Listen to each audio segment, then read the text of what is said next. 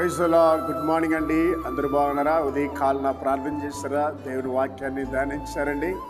ముఖ్యంగా మీ అందరి ప్రార్థన బట్టి కొంత తుఫాను ప్రభావం తగ్గింది, వర్షాలు తగ్గింది, కొంత ప్రజలు నెమ్మది పడ్డారు. ఇంకనూ మన అందరూ కూడా వారి కోసం ప్రార్థన చేద్దాం. రండి కలిసి దేవుని వాగ్దానం చదువుకుందాం. అపొస్తలుల కార్యము 3వ అధ్యాయము 1వ వచనము. పగళ్ళు 3 గంటలకు ప్రార్థనా కాలమున పేతురును యోహానును దేవాలయానికి వెళ్ళుచుండగా. ప్రియులారా, పగలు 3 గంటలకి ప్రార్థనా కాలమని స్పష్టంగా బైబిల్లో రాయబడింది. మన జీవితంలో కూడా ప్రార్థనా కాలం ఉండాలి. ప్రార్థనకు ఒక సమయాన్ని కేటాయించాలి. ప్రార్థనకి కొంత సమయాన్ని ఇవ్వాలి. నీ జీవితంలో ప్రార్థనకంటూ ఒక సమయాన్ని ఇస్తున్నావా? ప్రతిదానికి సమయం ఇస్తున్నావు. భోజనానికి టైం ఇస్తున్నావు, మంచి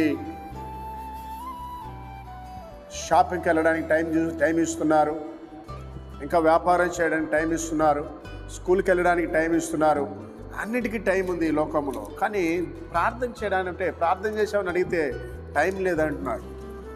ఈరోజు ప్రార్థన చేసావా తమ్ముడు అంటే, ఒక తమ్ముడు అంటున్నాడు, అన్నయ్య నేను డ్యూటీ పరంగా నేను చాలా బిజీగా ఉంటాను, ప్రార్థన చేయాలంటాడు. నేను అడుగుతున్న ఒక ప్రశ్న, ఈరోజు నువ్వు చేస్తున్న ఉద్యోగము, ఈరోజు నువ్వు చేస్తున్నటువంటి ఆ పని నువ్వు ప్రాణంతో ఉంటేనే కదా చేయగలుగుతావు. ఆ ప్రాణాన్ని దేవుడు తీసేస్తే నేను బిజీగా ఉన్నానని చెప్పగలుగుతారా? చెప్పలేరు.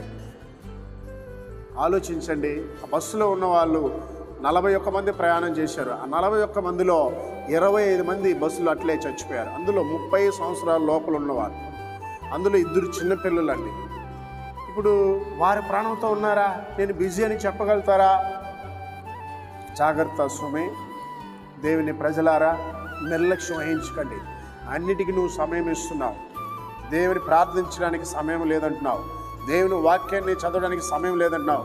సెల్ ఫోన్లో ఎంతసేపు అయినా యూట్యూబ్ చూసుకుంటూ ఉండవు, కానీ ఫేస్బుక్ చూస్తూ ఉండవు, కానీ ఇదిగో వాట్సాప్ చూస్తున్నావు, కానీ ఆ కథలో ఈ రీల్స్ ఆ రీల్స్ చూస్తూ టైం వేస్ట్ చేస్తున్నావు. కానీ దేవుని సన్నిధిలో ప్రార్థించడానికి నీకంటూ సమయం లేదా? అయితే జాగ్రత్త వినండి. నీకు అపాయం వచ్చినప్పుడు ఆయన నిన్ను కాపాడడానికి కూడా టైం ఉండదు ఆయనకి. నువ్వు కష్టాలు ఉన్నప్పుడు కూడా ఆయన నిన్ను ఆదుకోవడానికి ఆయన టైం ఉండదు.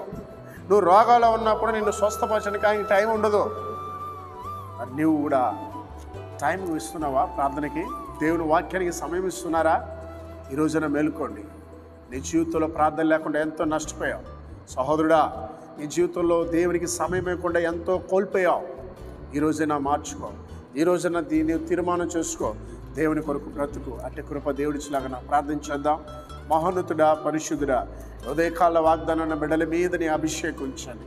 ఎంతమంది అయితే నా ప్రభా నైనా ఉదయకాలం నా ప్రభా ఆ కడుపు నొప్పితో, తలనొప్పితో, కాలు నొప్పితో బాధపడుతున్నారు, వాళ్ళని స్వస్థపరిచినాయన. ఎంతోమంది నా ప్రభా విధురాళ్ళు, దిక్కులేని వాళ్ళు ఉన్నారనైనా, వారికి సహాయం చేయమని ప్రార్థిస్తున్నామయ్యా. ఎంతోమంది నా ప్రభా అనాథ పిల్లలు ఉన్నారయ్యా, అయా వారికి తోడుకొని ప్రార్థిస్తున్నాం తండ్రి. కొంతమంది నా ప్రభా అయా పులుబులో ఉన్నారు, వారికి విడుదల దయచండి దేవా. ఇదిగో తల్లిదండ్రులకి నేను అవితైతే కలిగిన బిడ్డలు మార్చమని ప్రార్థిస్తున్నాను. ఈ రోజు నేను అనారోగ్యంతో హాస్పిటల్లో ఉన్న బిడ్డలు మీరు స్వస్థపరిచిన తండ్రి. మరొకసారి నా ప్రతి ఒక్క బిడ్డని దీవించమని యేసు నామములో ప్రార్థిస్తున్నాం తండ్రి. ఆమేన్.